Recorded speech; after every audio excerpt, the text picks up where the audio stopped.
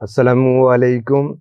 I am Muhammad Riyas, your biology teacher from Stars Academy, Head Office, Johar town Lahore. आज हमने MD cat के हवाले से जिस यूनिट को पढ़ना है और जिन टॉपिक्स को अंडरस्टैंड करना है, उसकी जो मेन हेडिंग है वो है बायोडाइवर्सिटी। और बायोडाइवर्सिटी के अंदर बेसिकली हमने बात करनी है ए सेलुलर लाइफ की, यानी और किसी बुक के अंदर इसको वैरायटी ऑफ लाइफ के नाम से लिखा गया। तो प्यारे बच्चों, अगर आपकी बुक में इसको बायोडाइवर्सिटी के हवाले से लिखा है, आप फिर देख लीजिए। ए सेलुलर लाइफ के हवाले से लिखा है तो आप देख लीजिए, या वैरायटी ऑफ लाइफ के नाम से लिखा होगा। और जिन टॉपिक्स को हमने इस बायोडाइवर्सिटी में ए सेलुलर लाइफ में अंडरस्टैंड करना है, लर्निंग ऑब्जेक्टिव्स पे आपने फोकस करना है।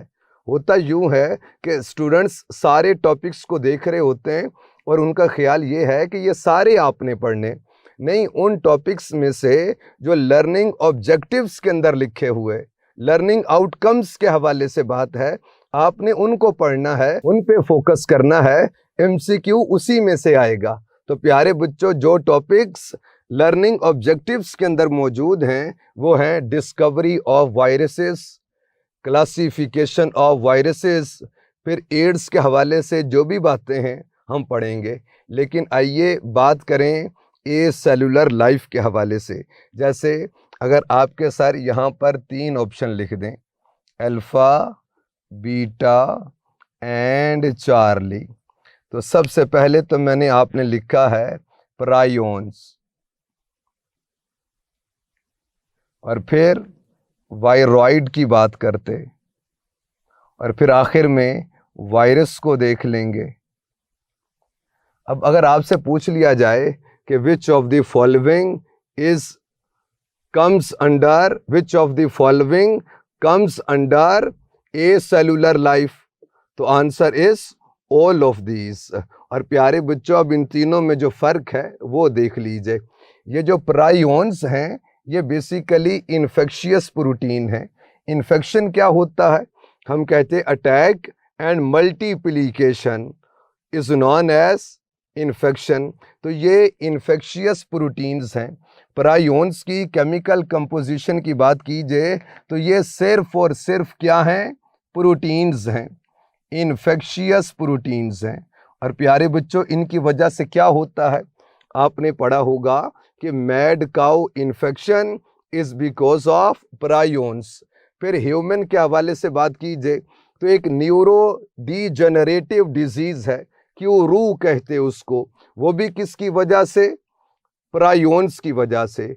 अब याद रखिए, अगर इन्फेक्शियस RNA हो, यानी इसके अराउंड में कोई प्रोटीन कोट नहीं है, और जब प्रोटीन की बात की है तो इसके पास कोई न्यूक्लिक एसिड, DNA, RNA नहीं है, ये सिर्फ और सिर्फ इन्फेक्शियस प्रोटीन्स हैं, यानी प्रोटीन्स हैं। अब वायरॉइड के हवाले से बात कीजिए तो प्यारे बच्चों, ये क्या? ये सिर्फ RNA कंटेनिंग है। इन्फेक्शियस RNA होगा, उसे क्या बोलेंगे? वायरॉइड बोल देंगे। और प्यारे बच्चों, इसकी वजह से क्या होता है? प्लांट्स के हवाले से बात कीजिए और एनिमल्स के हवाले से बात कीजिए, बहुत ज़्यादा डिजीज़ेस इनकी वजह से हैं। लेकिन ह्यूमन के हवाले से बात कीजिए तो एक ख्याल ये है कि हेपेटाइटिस D वो वायरॉइड की वजह से होता है, वो इन्फेक्शियस RNA की वजह से होता है। अब वायरस के हवाले से बात कीजिए तो आज तो सारी बातें वायरस के हवाले से करनी है। ये कौन है? हम कहते हैं ये इन्फेक्शियस न्यूक्लियो प्रोटीन होते हैं। इन्फेक्शियस न्यूक्लियो प्रोटीन है, यानी प्रायोन्स सिर्फ प्रोटीन है, वायरॉइड सिर्फ RNA है। लेकिन अगर न्यूक्लिक एसिड और प्रोटीन, और न्यूक्लिक एसिड के अंदर कौन आता है? तो प्यारे बच्चों, न्यूक्लिक एसिड के अंदर DNA की बात होती है और RNA की बात होती है। तो याद रखिए, या तो DNA कंटेनिंग होंगे और उसके अराउंड प्रोटीन कोट होगा, या RNA कंटेनिंग होंगे तो उनके अराउंड में प्रोटीन कोट होगा। यह दोनों साइमल्टेनियसली एक ही वायरस के अंदर नहीं मिलते हैं।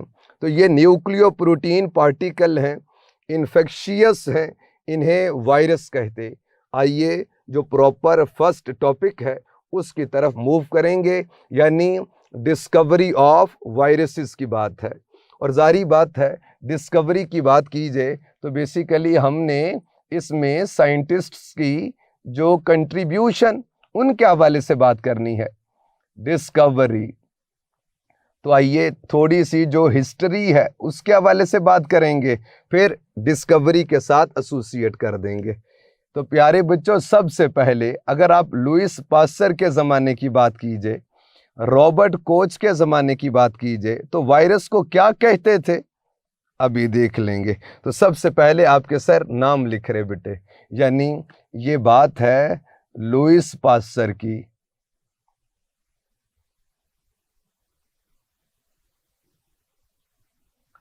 और फिर बात कीजिए किसकी, हम कहते हैं रॉबर्ट कोच की। और इसके बाद फिर जो धीरे धीरे लोग आते हैं, फिर कहीं पर एडवर्ड जेनर की बात होगी, और इनकी जो कंट्रीब्यूशन वो याद तो आती होगी आपको। फिर प्यारे बच्चों चार्ल्स चैम्बरलैंड की बात करेंगे।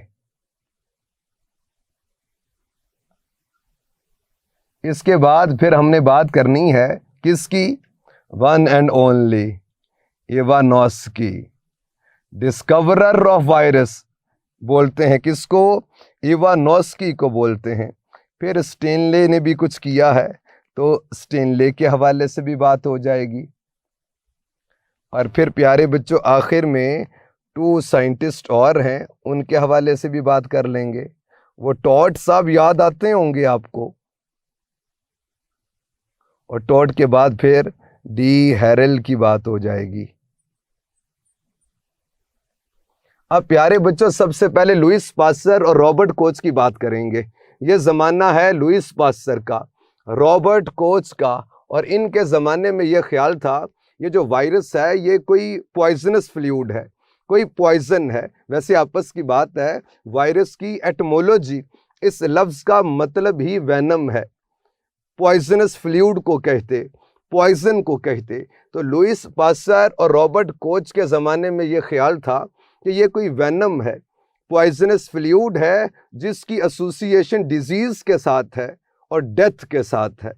फिर प्यारे बच्चों एडवर्ड जेनर की बात कीजिए तो इन्होंने काउ पॉक्स लेजन से मटीरियल लेकर तो 23-24 लोगों को वैक्सीनेट किया है, लेकिन अभी वायरस की डिस्कवरी नहीं हुई है। और प्यारे बच्चों ये जो वैक्सीनेशन, ये जो टर्मिनोलॉजी, ये नाम रखने वाले लुइस पास्चर हैं। वैक्सीनेशन टर्मिनोलॉजी ये नाम रखने वाले लुइस पास्चर हैं, लेकिन वैक्सीनेशन करने वाले एडवर्ड जेनर हैं। जो मटेरियल लिया मालूम ना था ये क्या है, वायरस की डिस्कवरी नहीं हुई है। फिर चार्ल्स चैम्बरलैंड ये समझते थे कि जो रेबीज़ कॉजिंग एजेंट है वो कोई बैक्टीरिया है। याद रखिए रेबीज़ की एटमोलॉजी इडियट है, बेवकूफ़ को कहते, यानी रैबिट डॉग्स के काटने की वजह से बंदा जो पागल हो जाएगा इसको रेबीज़ बोलते हैं। और चार्ल्स चैम्बरलैंड साहब का ये ख्याल था कि रेबीज़ कॉजिंग ऑर्गेनिज्म ये कोई बैक्टीरिया है। और प्यारे बच्चों इन्होंने ऐसे किया, मटेरियल को पोर्सिलेन फिल्टर्स में से गुजार दिया करते थे। और पोर्सिलेन फिल्टर्स में जो पोर साइज़ है वो 100 to 1000 नैनोमीटर, कितना बेटे मैं लिख रहा हूँ यहाँ पे, यानी 100 to 1000 नैनोमीटर ये पोर साइज है पोर्सिलेन फिल्टर्स का। लेकिन रेबीज वायरस का जो साइज है वो देख लीजिए, हम कहते हैं वो 75 नैनोमीटर वाइड होता है और तकरीबन 180 नैनोमीटर लॉन्ग होता है। तो वो तो उस पोर्सिलेन फिल्टर्स में से गुजर जाया करते थे। लेकिन चार्ल्स चैम्बरलैंड साहब का ये ख्याल था कि ये बैक्टीरिया की वजह से होती है। फिर प्यारे बच्चों अभी तक वायरस की डिस्कवरी नहीं हुई है। फिर इवानोस्की आते हैं और इवानोस्की साहब ने वायरस को डिस्कवर किया। और जो पहला वायरस डिस्कवर होता है वो कौन है, उसे कहते हैं TMV। इस पर MCQ पूछा करते हैं, यानी टोबैको मोज़ेक वायरस। इन्होंने ऐसे किया, वो जो मोज़ेक किसे कहते, फ्लूइड मोज़ेक मॉडल भी तो पढ़ा है आपने, तो याद रखिए मोज़ेक स्पॉटेड को कहते। जैसे आप पढ़ते थे कि लिपिड बाइलेयर होती है और प्रोटीन मॉलिक्यूल्स एम्बेडेड होते हैं मोज़ेक फैशन के अंदर, तो टोबैको लीव्स के ऊपर दब्बे दब्बे से बनते हैं मोज़ेक फैशन में, इसीलिए तो इस वायरस का नाम रखा है टोबैको मोज़ेक वायरस। तो टोबैको मोज़ेक वायरस से इन्फेक्टेड टोबैको लीव्स को लिया, उनसे एक्सट्रैक्ट को हासिल किया, फिर उनको फिल्टर किया, और जो फिल्टर्ड जूस आ गया उनके पास, और जो फिल्टर्ड मटेरियल उनके पास आ गया, उसको उठाकर उन्होंने हेल्दी टोबैको लीव्स पे रब कर दिया, और वो जो हेल्दी टोबैको प्लांट था उसको भी टोबैको मोज़ेक डिजीज़ हो गई। तो प्यारे बच्चों, इस तरह से ये जो टोबैको मोज़ेक वायरस को डिस्कवर किया वो कौन है, वो इवानोस्की हैं। तो discovery of virus is associated with Ivanovsky. फिर प्यारे बच्चों स्टेनले आते हैं और इन्होंने इस टोबैको मोज़ेक वायरस की क्रिस्टलाइजेशन की है, यानी उस फ्लूइड से उसको सेपरेट किया और सॉलिडिफाइड फॉर्म में, क्रिस्टलाइज्ड फॉर्म के अंदर इन्होंने हासिल कर लिया। फिर प्यारे बच्चों टॉट आते हैं 1915 में। इन्होंने क्या किया, इन्होंने बैक्टीरियोफेज को डिस्कवर किया। बैक्टीरिया पे स्टडी कर रहे थे और बैक्टीरियल कॉलोनीज बना के रखी हुई थी, और प्यारे बच्चों ये देखते थे कि बैक्टीरियल कॉलोनीज के अंदर और नंबर ऑफ बैक्टीरिया के अंदर डिक्लाइन आता है। उन्होंने उस मटेरियल को डाइल्यूट करना शुरू कर दिया। बेइंतहा डाइल्यूट करने के बाद भी वो बैक्टीरियल कॉलोनीज डिसअपीयर होती रहीं। यानी आपको मालूम है एक भी बैक्टीरियोफेज होगा तो मल्टीप्लिकेशन तो होती रहेगी। इसी फिनोमिनन को और इसी बैक्टीरियोफेज को और इसी सारे प्रोसेस को रीडिस्कवर किया डी हैरल ने। और प्यारे बच्चों फिर उस कॉजिटिव एजेंट का, वायरस का नाम डी हैरल ने बैक्टीरियोफेज रख दिया, यानी ईटर ऑफ बैक्टीरिया रख दिया। अब आइए हम बात करेंगे क्लासिफिकेशन ऑफ वायरसेस की। प्यारे बच्चों बता दीजिए व्हाट इज क्लासिफिकेशन। हम कहते the process of making classes is known as classification. The process of grouping is known as classification. और क्लासिफिकेशन के हवाले से बात कीजिए, डिफरेंट बेसिस पे हो सकती है। ये on the basis of host हो सकती है, on the basis of diseases हो सकती है। ये classification on the basis of genome, DNA RNA हो सकती है। ये classification on the basis of envelope हो सकती है। ये classification on the basis of number of centromere, capsid की बेस पे हो सकती है। ये classification on the basis of shape हो सकती है। तो इन सारी क्लासिफिकेशन को धीरे धीरे पढ़ लेंगे। तो सबसे पहले ये जो क्लासिफिकेशन है मैं आपको होस्ट के हवाले से बता रहा हूँ। और प्यारे बच्चों जब होस्ट के हवाले से बात होगी तो ऑटोमेटिकली उनसे एसोसिएटेड डिजीज़ के हवाले से क्लासिफिकेशन हो जाएगी। अब आइए सबसे पहले ये जो क्लासिफिकेशन आपको बता रहा हूँ ये on the basis of host है। होस्ट की बेस पे अगर आप लोग बात कीजिए तो हम कहते आपको क्लासिफिकेशन में 3 टाइप्स के वायरसेस मिलेंगे।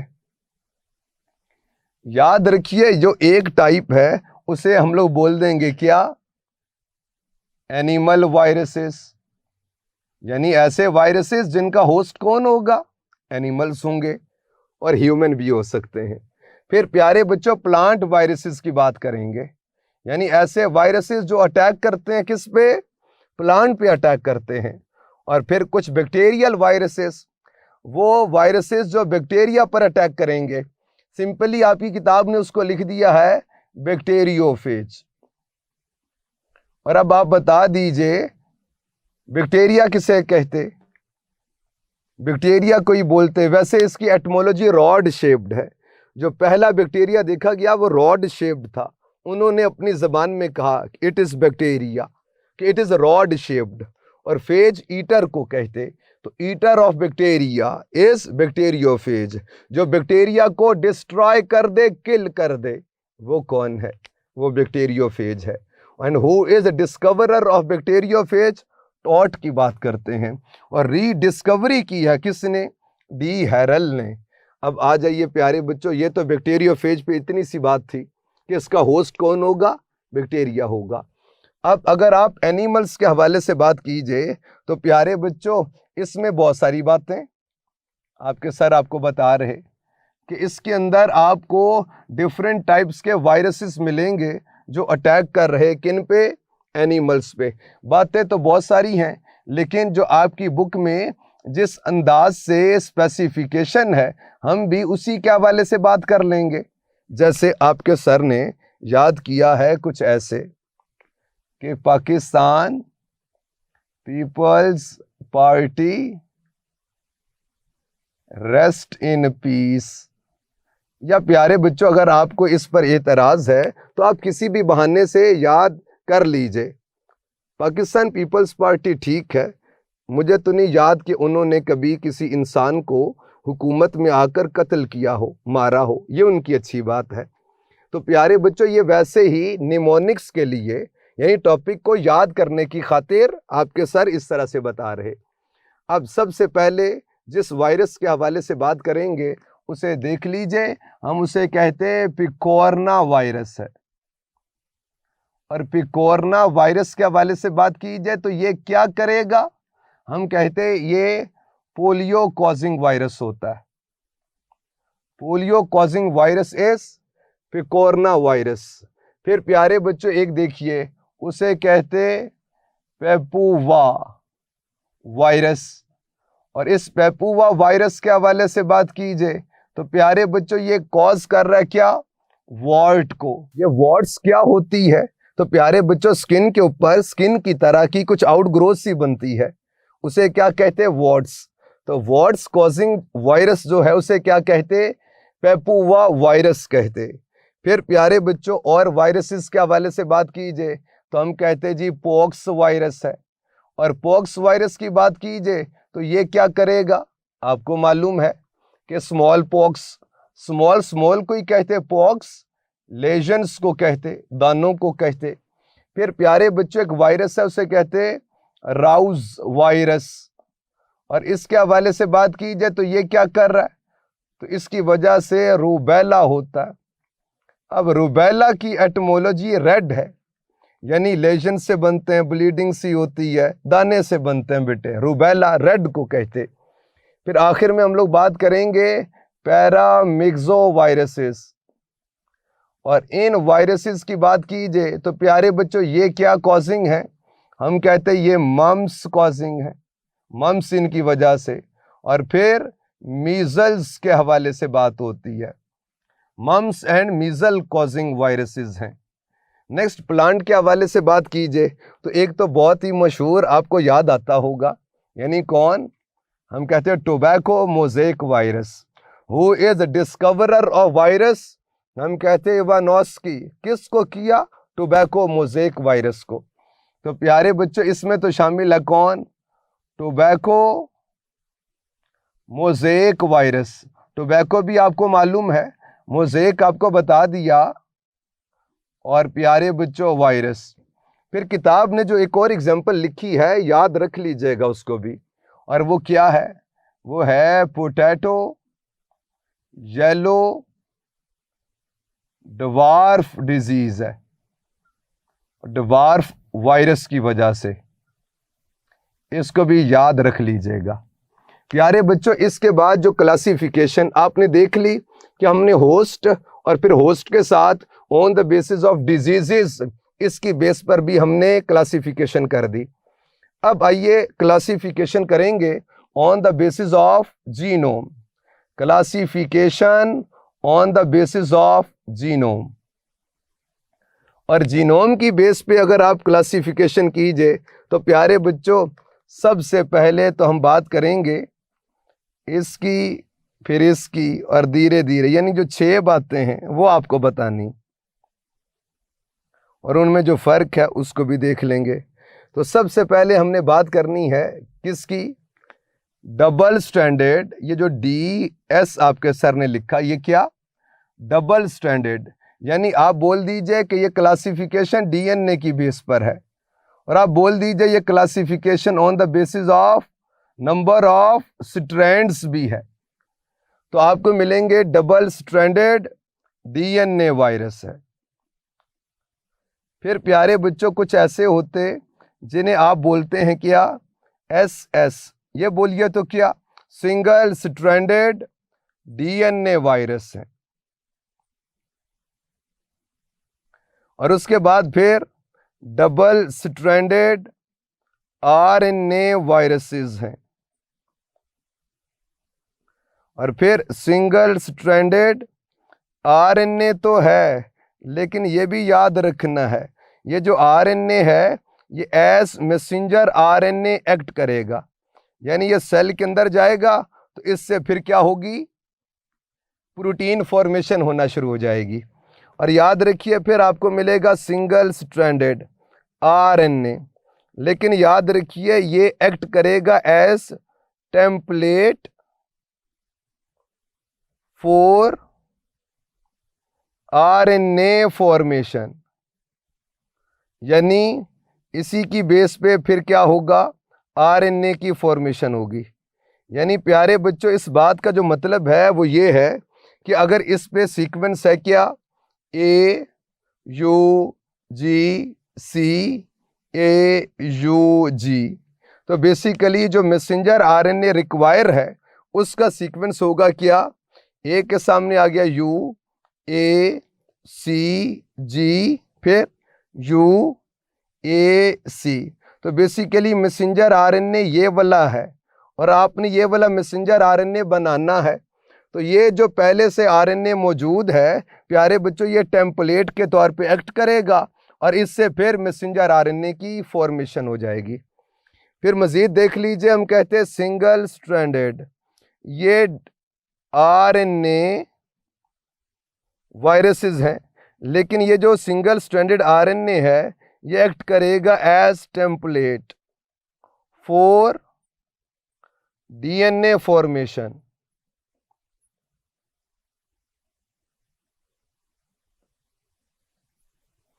अब इसमें एग्जाम्पल्स के हवाले से बात की जाए तो एग्जाम्पल्स आपके सर को भूल जाया करती थी, तो किसी निमोनिक्स के थ्रू कर लेंगे याद। और मुझे मालूम है कि आप बहुत अच्छे बच्चे हैं, आपने कोई निमोनिक्स बनाई होती है, आपने कोई फॉर्मूला बनाया होता है कि आपको याद हो जाए। अब प्यारे बच्चों किस तरह से करेंगे याद, तो मैंने तो इस तरह से किया है याद। एक स्टूडेंट मुझे मिला, उसने कहा कि सर मैं डॉक्टर इनाम हूँ। तो निमोनिक्स देख लीजिए कि सर मैं डॉक्टर DR डॉक्टर इनाम हूँ, या आप कोई निमोनिक्स बना सकते, सर मैं डॉक्टर इंशाअल्लाह हूँ, ये भी हो सकता है। आप अपनी मर्जी का कोई बना लीजिए ताकि कोई MCQ अगर आए तो आपको सॉल्व करने के अंदर आसानी रहे। अब सबसे पहले अगर डबल स्ट्रैंडेड DNA वायरस के हवाले से बात की जाए तो प्यारे बच्चों इसमें आपके सर बता रहे हैं क्या, स्मॉल पॉक्स। इनको ऐसे याद करना है, कोई MCQ पूछ लेगा आपसे। फिर प्यारे बच्चों mild rash, rash basically swelling सी होती है, इचिंग होती है। फिर प्यारे बच्चों माइल्ड रैश वायरस है। फिर बात की जाए तो हम कहते डायरिया वायरस की बात करते हैं। और R के हवाले से बात कीजिए तो ये क्या है, ये रूबेला वायरस है, रूबेला रेड को कहते। फिर I इन्फ्लुएंजा वायरस है। और प्यारे बच्चों अगर आप H की बात कीजिए तो ये कौन है, HIV human immuno deficiency virus है। अब क्लासिफिकेशन की कुछ और बेस बनाते हैं। आइए क्लासिफिकेशन की बेस में, अब जो बेस है वो बेस है कौन सी, शेप की। और प्यारे बच्चों शेप के हवाले से बात कीजिए तो आपको 3 टाइप्स के वायरसेस मिलते हैं। एक को हम लोग बोलते हैं क्या, रॉड शेप्ड होते हैं, और याद रखिए ये जो रॉड शेप्ड होते हैं इन्हीं को हम लोग कहते हैं हेलिकल वायरसेस। फिर प्यारे बच्चों कुछ वायरसेस होते जिन्हें कहते हैं पॉलीहेड्रल। पॉलीमेनी को कहते हेड्रल, कॉर्नर्स को कहते। जैसे आपने बैक्टीरियोफेज का सिर्फ हेड देखा तो उसकी तरह के। और कुछ ऐसे होते हैं उनमें हेलिकल पार्ट भी होता है, पॉलीहेड्रल पार्ट भी होता है। वो कॉम्प्लेक्स वायरसेस होते हैं, कॉम्प्लेक्स शेप होती है। जैसे बेटे उन्हें उस शेप को कहते टैडपोल। यानी टैड किसे कहते, टेडी को कहते स्मॉल को, और पोल हेड को कहते।